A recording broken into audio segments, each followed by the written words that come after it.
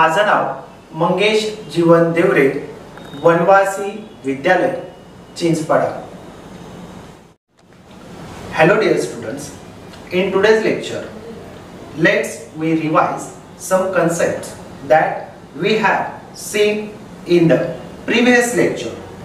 So last lecture what we have studied, how work is done when the applied force and the displacement in between particular angle is created.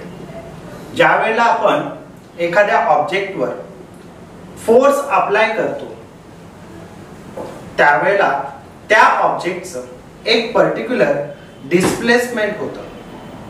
Then how this work we calculated, हे work आपण कसं calculate करणार यासाठी previous lecture मध्ये आपण बघितलं W is equal to F into S cos theta हा formula आपण अभ्यासला.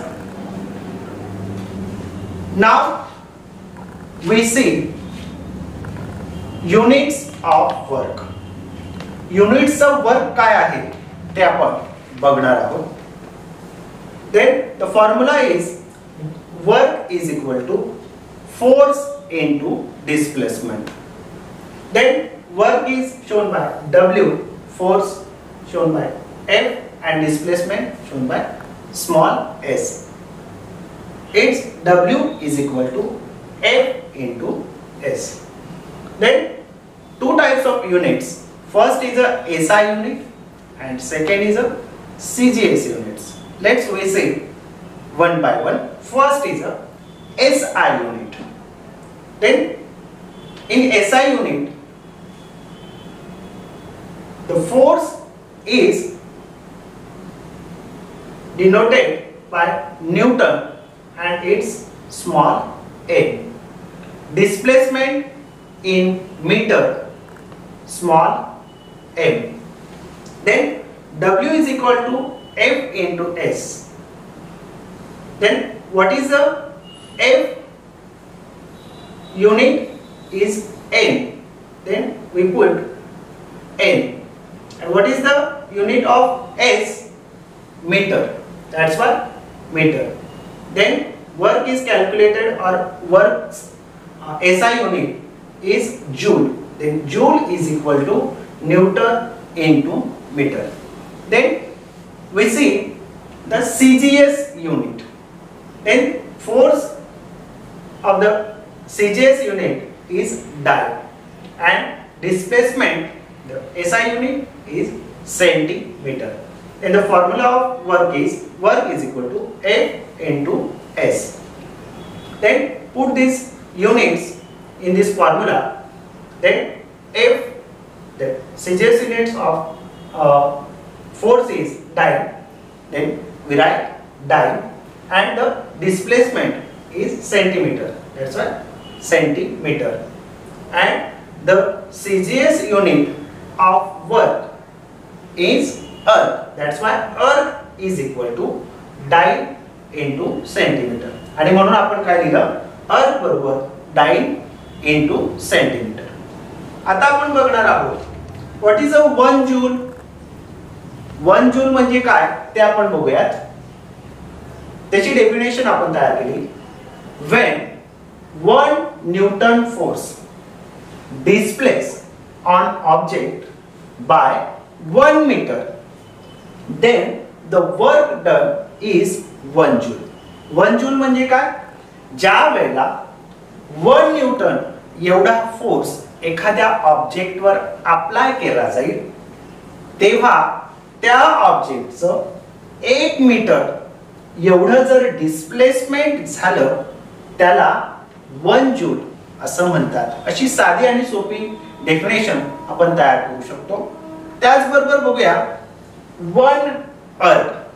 आता 1 अर्थ ची डेफिनेशन कशी असेल, लेट्स सी.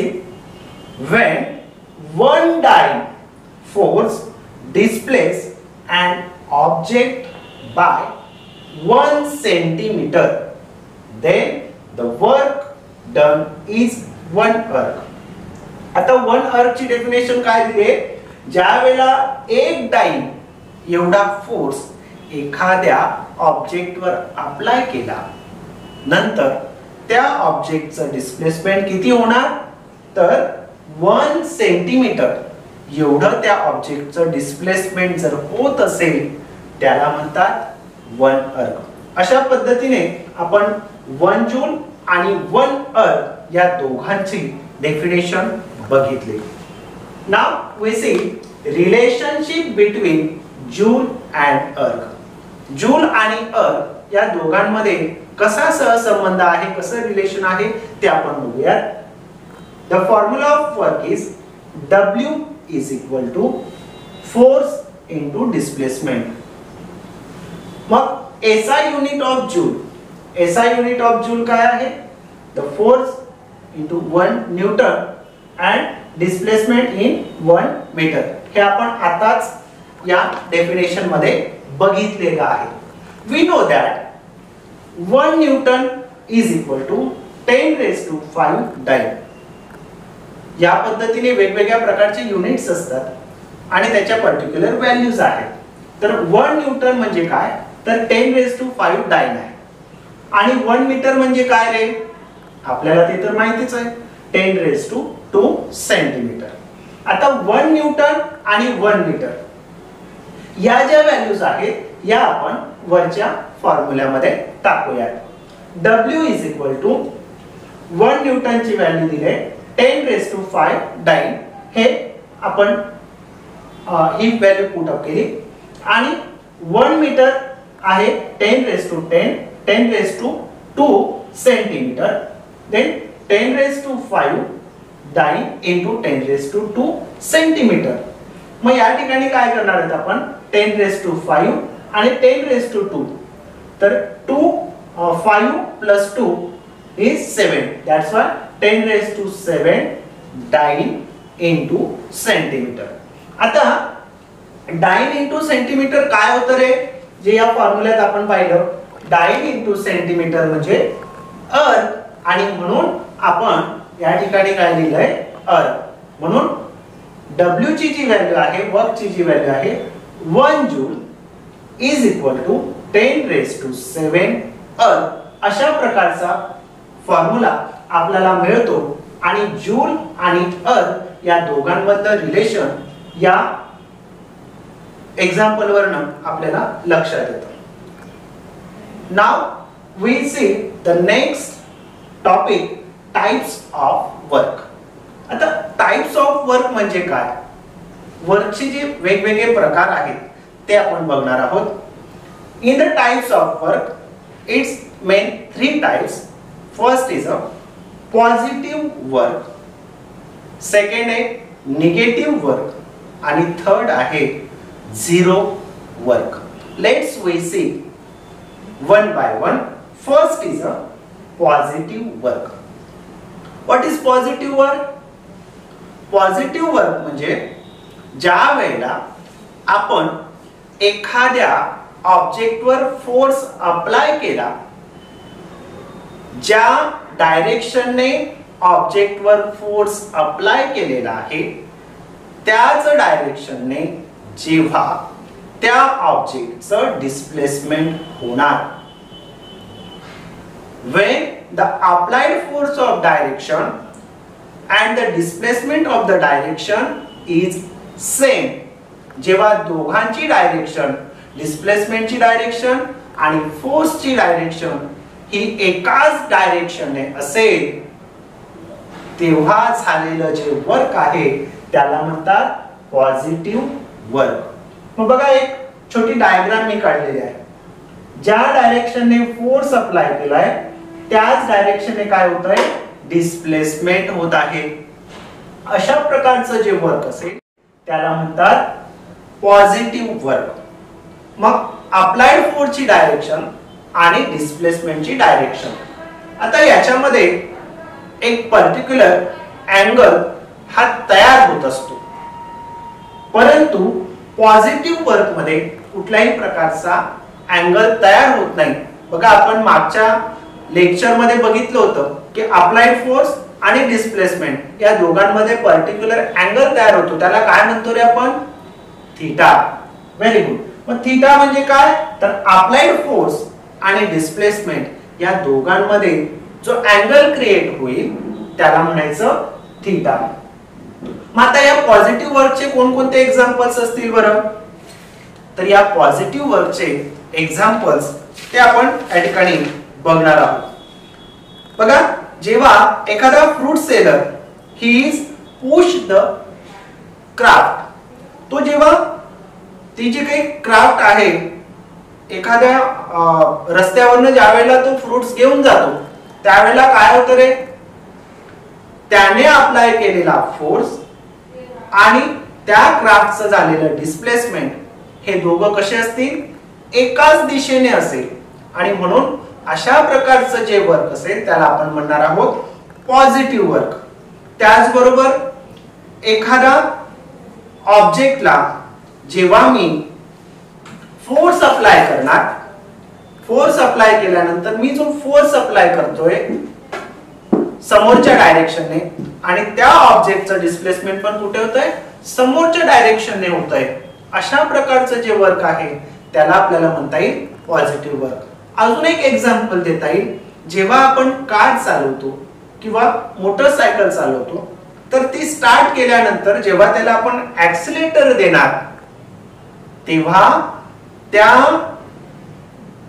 कारचं किंवा त्या बाईकचं डिस्प्लेसमेंट हे समोरच्या दिशेने होणार, एका डायरेक्शनने होणार.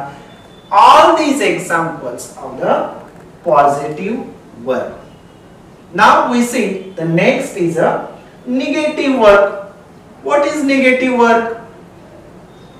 The negative work means when we apply the force on the particular object, it gets displaced in the opposite direction. म्हणजे ज्या वेळेला एखादा ऑब्जेक्ट वर फोर्स अप्लाय केला जाईल तर फोर्सची असणारी डायरेक्शन आणि डिस्प्लेसमेंटची असणारी डायरेक्शन ही कशी असेल? ऑपोजिट असेल, वेगवेगळ्या डायरेक्शनने असेल, ती सारखी नसेल. त्यावेळेला झालेलं जे वर्क आहे त्याला आपण म्हणतो निगेटिव्ह वर्क. बघा, एक डायग्राम इथे काढलेली आहे मी. फोर्सची डायरेक्शन दाखवलेली आहे, ती आहे फॉरवर्ड डायरेक्शनने म्हणूया आपण. आणि डिस्प्लेसमेंटची डायरेक्शन कुठे दिसते? बॅकवर्ड डायरेक्शनने. आणि म्हणून दोघांमध्ये असणारा जो दोघांची जी डायरेक्शन आहे ती ऑपोजिट दिसते आपल्याला. आणि अशा प्रकारचं वर्क जिथे होतं त्याला म्हणायचं निगेटिव्ह वर्क. मग या ठिकाणी थीटाची व्हॅल्यू काय असते रे? तर थीटाची व्हॅल्यू आहे 180 degree. Then we see the last type of work is zero work. आता झिरो वर्क म्हणजे काय रे? तर झिरो वर्क हे दोन केसेस मध्ये त्या ठिकाणी डिवाइड केलेले आहेत. आता दोन प्रकारच्या केसेस मध्ये पहिली केस आपण बघूयात. when the applied force, जेव्हा आपण एखाद्या ऑब्जेक्टवर फोर्स अप्लाय करणार त्यावेळेला त्या ऑब्जेक्टचं कुठल्याही प्रकारचं डिस्प्लेसमेंट होणार नाही, नो डिस्प्लेसमेंट. बघा, यासाठी एक एक्झाम्पल आपण घेतलं होतं की माझ्या समोर एक वॉल आहे, या वॉलवर मी खूप फोर्स अप्लाय करतोय, त्यासाठी मी खूप दमलो, खूप थकलो, माझी एनर्जी सगळी लॉस झाली, पण ती वॉल त्या जागेवरनं डिस्प्लेसमेंट तिचं झालेलं नाही. अशा प्रकारचं जे वर्क ज्या ठिकाणी होतं त्याला म्हणतात झिरो वर्क. त्याचबरोबर अजून एक एक्झाम्पल आपल्याला सांगता येईल, ते असं आहे की समजा मी एक त्या ठिकाणी स्ट्रिंग घेतला, दोरा घेतला आणि याला एक बोल्ट मी बांधलेला आहे. जेव्हा हा स्ट्रिंग घेऊन मी या पद्धतीने फिरवे त्यावेळेला काय होतंय रे, तेव्हा माझा जो हात आहे, माझा जो हँड आहे, त्याची जी डायरेक्शन आहे या बोल्टला माझ्याकडे ओढतोय आणि हा बोल्ट कुठे ओढतोय तर त्याच्या विरुद्ध दिशेने ओढतोय. अशा प्रकारचं जे वर्क आहे हे सुद्धा काय म्हटलं जातं, या वर्कला झिरो वर्क असं त्या ठिकाणी म्हटलं जातं. ही एक केस झाली. आता दुसरी केस आपण बघूया. दुसरी केस अशी आहे की ज्या वेळेला फोर्स अप्लाय केला जाईल त्यावेळेला डिस्प्लेसमेंट हा कसा असेल तर टँजेन्शियल पोझिशन मध्ये असेल, म्हणजेच 90 डिग्री मध्ये असेल. यासाठी एक एक्झाम्पल आपण बघितलं होतं की एक व्यक्ती आहे, त्याने पोतं उचललेलं आहे खालच्या दिशेने, त्याने खांद्यावर ठेवलं, त्याने अप्लाय केलेला फोर्स हा खालच्या दिशेकडनं वरच्या दिशेला आहे आणि ते पोतं घेऊन तो समोर चालतोय. म्हणजे त्याचं होणारं जे डिस्प्लेसमेंट आहे, म्हणजे त्याने उचललेलं पोतं याची डायरेक्शन, त्याचा अप्लाय झालेला फोर्स हा अपवर्ड डायरेक्शनने असेल आणि त्याचं झालेलं डिस्प्लेसमेंट हे समोरच्या डायरेक्शनने असेल. या दोघांमध्ये कुठला अँगल तयार झाला बघा, 90 डिग्री. यालाच काय म्हणतात, टँजेन्शियल. जेव्हा टँजेन्शियल पोझिशन निर्माण होते त्यावेळेला सुद्धा झालेलं जे वर्क असेल त्याला म्हणतात झिरो वर्क. मग यासाठी त्या ठिकाणी मागच्या प्रिव्हियस लेक्चर मध्ये आपण याचं एक्झाम्पल पाहिलं होतं की पोतं घेऊन जाणारा व्यक्ती, त्याने अप्लाय केलेला फोर्स आणि त्याचं झालेलं डिस्प्लेसमेंट या दोघांमध्ये ज्या वेळेला टँजेन्शियल पोझिशन निर्माण होते, 90 डिग्री ज्या वेळेला तयार होतो त्यावेळेला झालेलं जे वर्क असेल त्याला म्हणायचं झिरो वर्क. आता हे जे काही टाइप्स ऑफ वर्क्स आपण बघितले याच्यावर एक ऍक्टिव्हिटी तुमच्या टेक्स्टबुक मध्ये दिलेली आहे आणि ही ऍक्टिव्हिटी आपण या ठिकाणी बघणार आहोत. यावरून ठरवणार आहोत की पॉझिटिव्ह वर्क कुठला आहे, निगेटिव्ह वर्क कुठला आहे आणि झिरो वर्क कुठला आहे. मग ही ऍक्टिव्हिटी करण्यासाठी मी काय केलंय, काय काय आणलंय तर एक ग्लास घेतलेला आहे. या ग्लास मध्ये एक स्ट्रिंग घेतलाय आणि त्याला नट बांधलेला आहे. मी एका या प्लेन सरफेसवर हे ग्लास ठेवतोय आणि हे जे नट आहे ते या जमिनीच्या दिशेने सोडलेले आहे. आता इथे जी होणारी ऍक्टिव्हिटी आहे याच्याकडे व्यवस्थित लक्ष द्या. काय होतंय, ग्लास आहे, स्ट्रिंग आहे आणि त्याला नट बोल्ट हे लावलेले आहे. काय होतंय बघा बरं, मी जेव्हा हा माझा बोट काढेन तर काय होणार आहे, काय झालं रे, हा ग्लास या नटच्या दिशेने आला. अगदी बरोबर. म्हणजे काय होतंय की जेव्हा या ग्लासला स्ट्रिंग लावलेला आहे, हे नट खालच्या दिशेने आहे, तर या नटचं असणारं त्या ठिकाणी फोर्स हा खालच्या दिशेने आहेच, शिवाय ग्रॅव्हिटेशनल फोर्स सुद्धा याच्यावर ऍक्ट होतोय. अशा दोन प्रकारचे फोर्स ऍक्ट झाल्यामुळे या ग्लासचं डिस्प्लेसमेंट कोणाच्या दिशेने होत आहे तर या नटच्या दिशेने होत आहे. आणि म्हणून अशा प्रकारचं जे वर्क असेल त्याला काय म्हणायचं रे, व्हेरी गुड, त्याला म्हणायचं पॉझिटिव्ह वर्क. मग आता दुसरं त्या ठिकाणी ऍक्टिव्हिटी आपण बघूयात. सेम सगळे त्या ठिकाणी आपल्याकडे साहित्य आहे, ग्लास आहे, स्ट्रिंग आहे आणि नट बांधलेले आहे. फक्त इथे मी काय करतोय, एक स्केल घेतली आणि या स्केलला या स्ट्रिंगवर मी ठेवलेलं आहे. काय होईल रे,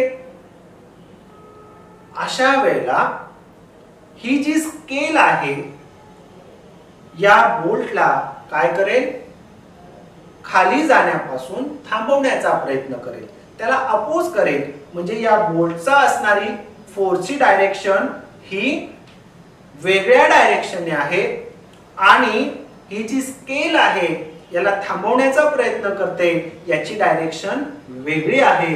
म्हणजे दोघांची डायरेक्शन ही कशी आहे, अपोजिट साइडला आहे, यांची दोघांची अपोजिट डायरेक्शन आहे आणि म्हणून अशा प्रकारचं जे वर्क होतं त्याला काय म्हणायचं, निगेटिव्ह वर्क असं म्हणायचं. आता यातली तिसरी ऍक्टिव्हिटी आपण बघूयात.